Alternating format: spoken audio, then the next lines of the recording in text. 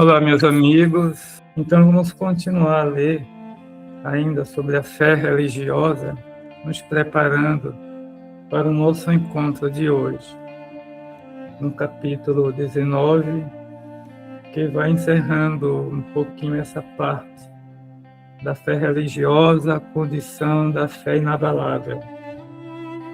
Em certas pessoas, a fé parece de algum modo inata. Basta uma centelha para desenvolvê-la. Essa facilidade de assimilar as verdades espirituais é sinal evidente do progresso anterior. Em outras pessoas, ao contrário, elas dificilmente penetram, sinal não menos evidente de natureza retardatárias. As primeiras já creram e compreenderam, trazem, ao renascerem, a intuição do que souberam. Estão com a educação feita. As segundas têm que aprender tudo. Estão com a educação por fazer. Ela se fará e, se não ficar concluída nesta existência, ficará em outra. Graças a Deus que temos a reencarnação. Então, vamos iniciar a nossa prece, pedindo ao amigo Ciro, do Centro Espírita Deus, Luz e Caridade, da cidade de Serrinha, que vai orar por nós através da música. Ele e o irmão dele, não é? Que é o amigo Vitor, o Vitinho, tá? Então, vamos convidá-lo para esse momento.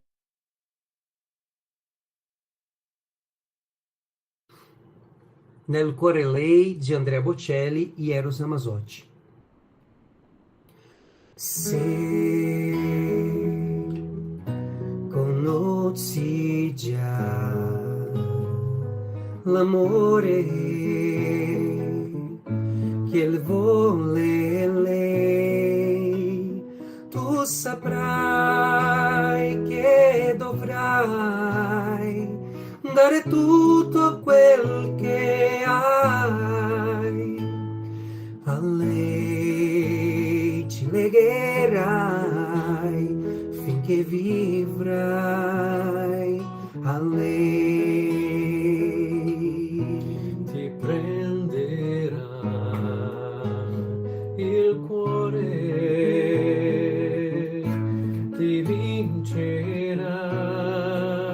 Lei sarà la tua strada che non puoi lasciare mai. A lei ti legherai finché vivrai.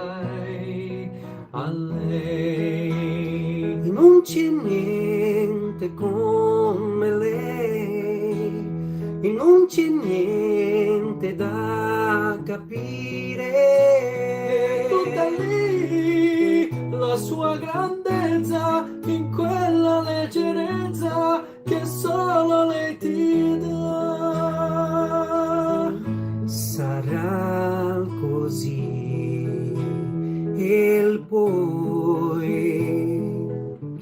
sarà di più.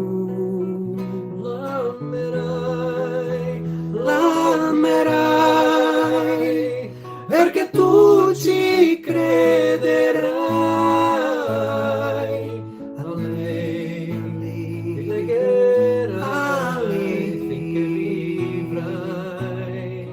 A lei non c'è niente come lei, e non c'è niente da capire.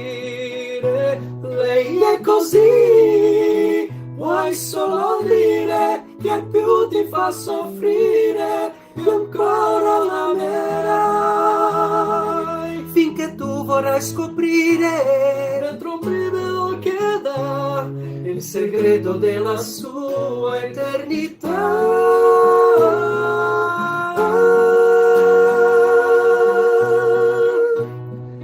A lei regalerai quello che resterà del tuo tempo che verrà. A lei ti legherai, per sempre avrai nel cuore lei.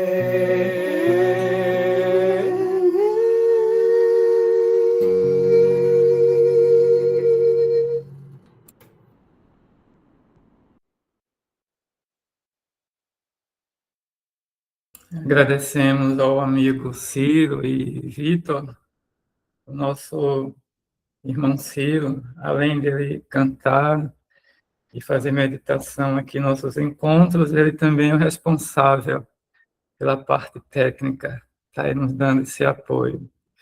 E nada melhor, então, de chamar agora o pai, né, Genilson Araújo, para ler a mensagem da benfeitora e do nosso irmão Leão Denis. Genilson, a palavra é sua. Bom dia, amados companheiros. Vamos lá. Diante da sombra da morte, falecem todos os argumentos do materialismo predominante e do negacionismo cultivado na estufa da indiferença. Pais que sepultam os filhos jovens, que a enfermidade cruel arrancou da convivência fraterna do lar. Ou aqueles que as tragédias cotidianas costumam silenciar na cripta fria dos cemitérios, deixam fendas de saudades e desolação difíceis de fechar. Mesmo quando uma crença é abraçada, esta parece ser impotente para devolver uma grama de esperança aos corações enlutados. Desde tempos imemoriais, a ignorância popular e a superstição vestiram a ceifadora com trajes escuros, aspecto cadavérico, infundindo medo e horror nos sobreviventes corporais, a derramarem rios de lágrimas sobre os despojos hirtos dos afetos subtraídos do convívio amoroso. Mesmo o cântico de esperança lançado na Judéia e na Palestina de outrora não conseguiu de todo banir dos espaços mentais e emocionais das criaturas humanas o ferimento profundo causado pelas ocorrências trágicas, previstas ou não. Túmulos faustosos, tributo da empáfia e da vaidade, foram erguidos a sátrapas e monarcas, alguns anões morais. Covas rasas a guerreiros e combatentes, como a esquecê-los rapidamente dos escaninhos da memória.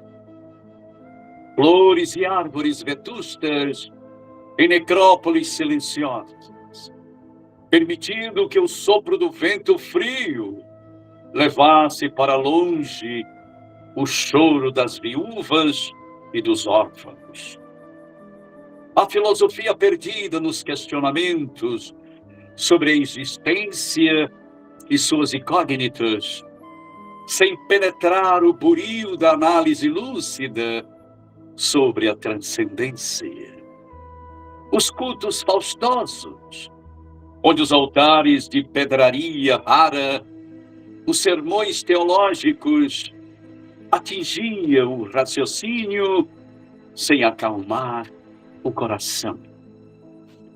Em milênios consecutivos, vivemos a incerteza da continuidade da vida, após a anóxia cerebral, acalentando débil esperança de um céu sem méritos, ou um Hades de condenação perpétua, como se a divindade estivesse isenta de apreciar os destinos interrompidos pela morte.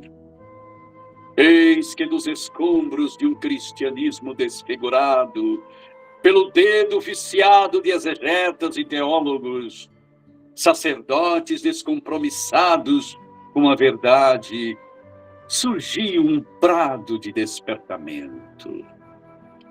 Os próprios defuntos, sombras invisíveis ao olhar humano, ressurgem nas noites de Paris, movimentando móveis rústicos e produzindo ruídos insólitos, acordando os nécios e chamando a atenção dos curiosos.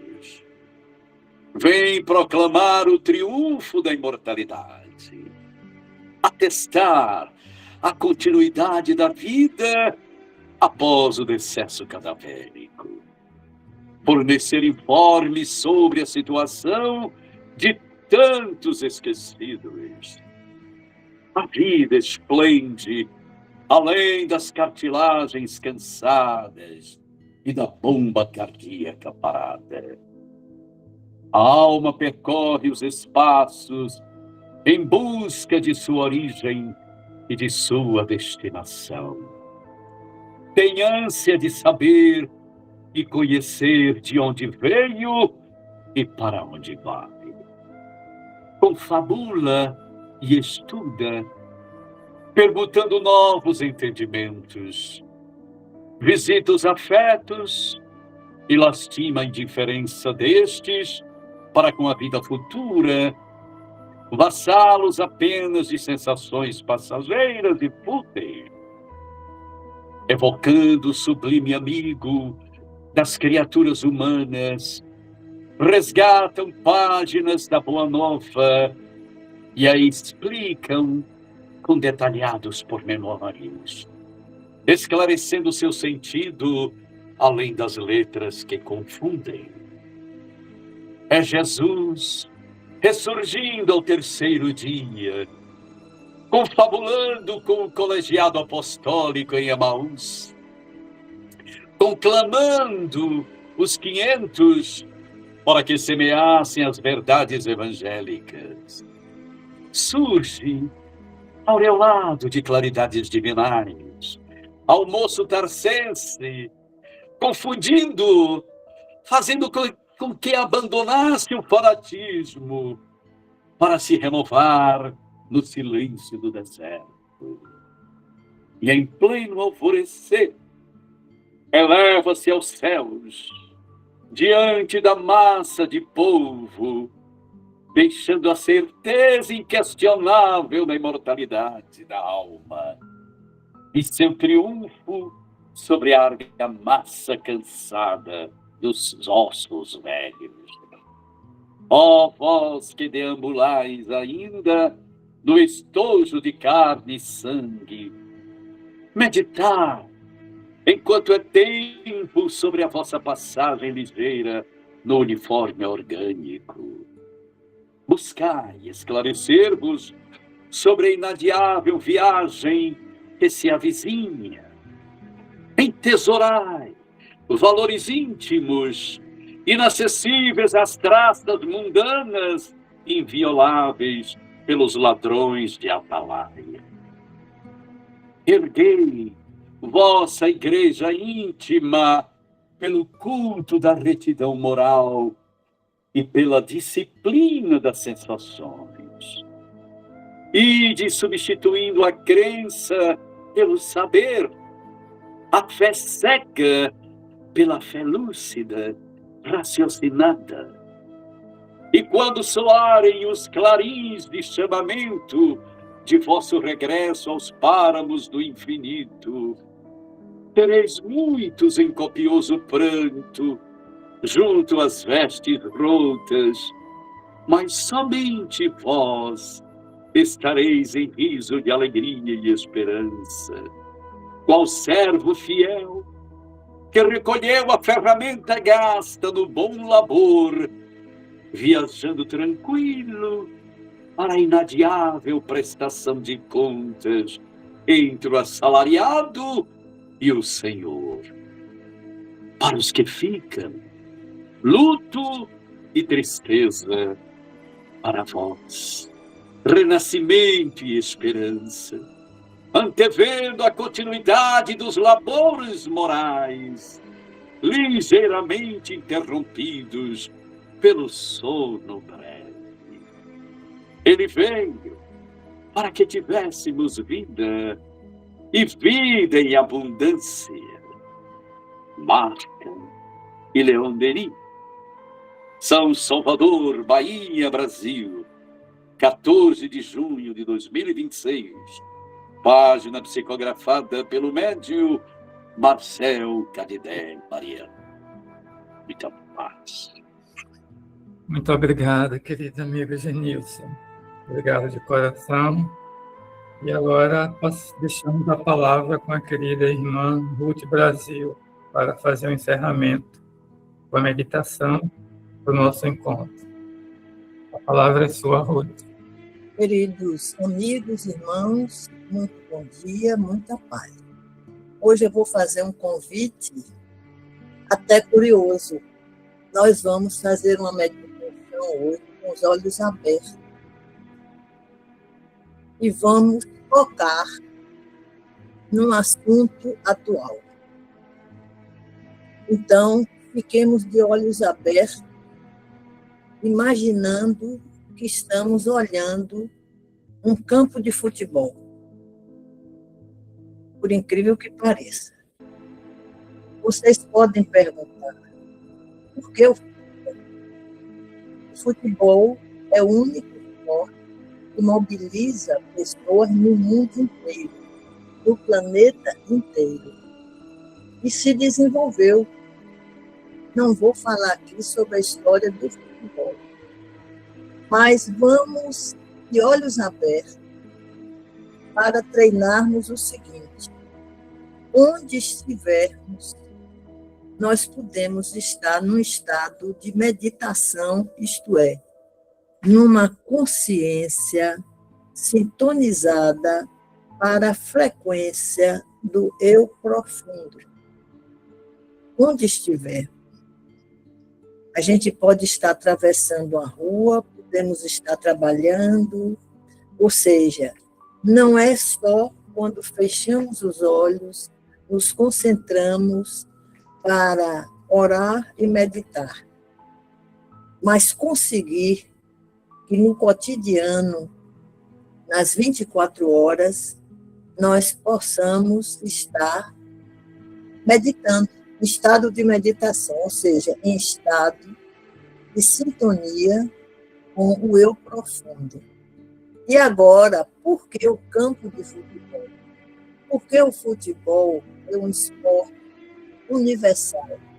Todos os povos da Terra jogam, crianças brincam e se interessam por futebol.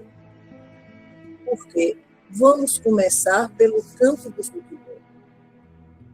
Ele tem 6 mandalas. A 7ª é a bola. O que são mandalas? Mandalas, como Jung observou, Carl Gustav Jung, são desenhos que representam o self, representam o eu profundo, representam o eu superior. E o campo de futebol, por incrível que pareça, tem essas mandalas. Vamos começar pelo centro do campo. Tem um círculo único. Então, agora vocês visualizam no campo de futebol. Isso é um treino. E as pessoas podem perguntar, bem, mas eu ainda não sei. Vamos descrevendo e vocês vão acompanhando. No centro do campo de futebol, um grande círculo unindo as duas partes. no meio desse círculo, um outro círculo cheio. É ali que começa e termina a partida. Então, nós nos encaminhamos para as duas outras metades do campo, para a grande área. Tem a pequena área e tem a grande área. Na grande área, tem, em cada lado do campo, em cada parte, tem outro círculo cheio, e ali a marca penal. Olha só, marca penal. Marca penal. Então, quantos círculos nós já estamos contando? 2 do centro e mais 2 de cada grande área campo de futebol. São 4 círculos de futebol. No canto, nos 4 cantos do futebol, do campo de futebol, tem um quarto círculo. Se a gente juntar os 4 quartos de um círculo, formamos outro círculo. Então, já temos quantos círculos aí? 5 círculos. E a meia-lua? A meia-lua é na grande área, que projeta a grande área, o espaço para o campo, a outra parte. Nós temos a metade de um círculo. Vejam só. Um cheio, 3 cheios, no centro, marca penal, 3. O grande círculo central, 4. A meia-lua, 4, um quarto, forma um círculo. São 5. Né? Então, nós temos 2, mais os 2 cheios, marca final, a meia-lua, os 4. Quantos círculos nós temos? Nós hoje que estamos fazendo uma meditação diferente, de olhos abertos. Por quê? Porque onde estiver, nós podemos estar num estado de centramento da realidade de nós mesmos, que é o eu próprio, o eu divino, e podemos estar em contato com o divino. Vocês já contaram quantos círculos agora que existe no campo de futebol? Quem gostaria de falar? Hoje é diferente o nosso trabalho. Quem gostaria de falar? Vocês contaram quantos? Hein, Genilson? Quantos círculos? Eu contei 5. Olha, será que não são 6? Veja aí. Eu acho que são, sabe por quê? Sim. Os cantos, os cantos do escanteio também tem um pequeno círculo formado. Se você juntar, vai formar outro círculo. Então, vamos voltar agora para visualizar. Nós, mulheres, muitas não nos interessamos, mas vamos visualizar agora. Centro do campo de futebol, um grande círculo, que une 2 partes. O que é que isso representa? O eu profundo, o espírito propriamente dito, é que une todas as partes nossas. Dá sentido. No centro desse círculo, um círculo cheio. 2. E aí tem mais 2 círculos cheios, as marcas penais. Quantos aí, Genilson? 4. 4. Se a gente unir um quarto de círculo em cada escanteio, forma outro círculo. Não é verdade? De fato. Aí nós temos quantos? Vamos contar? Quem gostaria de contar? Isso significa meditação ativa. Quando nós prestamos atenção, não só fechamos os olhos e meditamos, ótimo, mas onde estivermos de olhos abertos, nós estaremos com atenção ativa. não é? 6. 6, exatamente. E a bola, que é o círculo também, 7. 7. O que é que significa isso? Significa que, por isso, o futebol é mundial, é arquetípico, como um colocou. Então, aí nós vamos precisar, com a parte moral, ética, no campo, por causa das forças instintivas. É o juiz, representa a parte moral que o self projeta em cada reencarnação. O juiz e seus auxiliares, os bandeirinhas. Como nós estamos vivendo uma era eletrônica, tem o VAR para auxiliar na parte moral nossa, não é? O que é certo, o que é errado, o que foi justo, o que foi impedimento. Grande regra do futebol é o impedimento. Ou seja, é aquele indivíduo que vai postar perto até da grande área para receber a bola e fazer o gol sem muito trabalho. Ele está impedido, porque é preciso que todos lutem. E tem uma parte ética, uma parte sagrada. Só o goleiro pode pegar a bola com a mão. Mas ele não pode pegar a bola com a mão, saindo da grande área, ele vai ter que chutar. São detalhes. Então, vejam só, nós temos o juiz, que representa a nossa parte moral, ética, o que é justo, o que não é justo, não é? O que é justiça, o que não é. Mas ele próprio não percebe tudo, ele precisa dos bandeirinhas. Aqueles indivíduos que estão em cada lado do campo, grandes lados, e então nós vamos ter a torcida. O que é a torcida? É o inconsciente coletivo. Ou seja, no inconsciente coletivo, nosso próximos que estão no campo do futebol, no estádio, e os que estão fora, nós outros assistindo.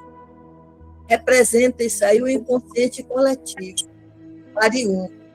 E esse inconsciente coletivo, nós vamos adiante com a contribuição do Dr. Jorge Andréa dos Santos, que são as memórias de vidas passadas, ele chamou de núcleos em potenciação, o que a gente precisa transformar. As presenças em campo representam os núcleos em potenciação que a gente pode transformar numa encarnação. E nós que estamos assistindo pela TV no mundo inteiro, representa aqueles remotos. É por isso que o futebol não é uma coisa qualquer, pode sofrer muitos desvios morais, muitas fragmentações, até que a gente possa entender melhor. Nesse momento, a gente está vendo povos que se reúnem, que poderiam estar em guerra uns com os outros, mas que podem estar jogando uma partida no campo de futebol. Para vocês terem uma ideia, eu que fiz um estudo sobre o futebol, a psicologia do futebol, não é? E agradeço também ao Dr. Carlos Byington e a Jung.